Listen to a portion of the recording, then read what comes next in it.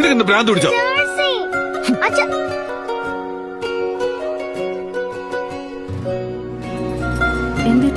എന്താണ് ചോദിക്കുന്നത്?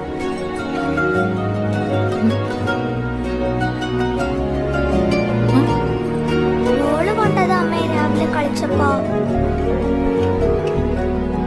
ഈ ദിവസം തന്നെ ക്രിക്കറ്റ് കളിക്കണമായിരുന്നോ?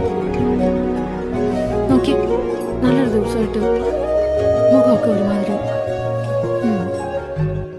അമ്മ മുഖത്തെന്താന്ന് ചോദിച്ചപ്പോ ഞാൻ അടിച്ചതെന്നെന്താ പറയാഞ്ഞേ? അങ്ങനെ ഞാൻ പറഞ്ഞ അമ്മ വിചാരിക്കും ഞാൻ കള്ളം പറഞ്ഞതാണ്.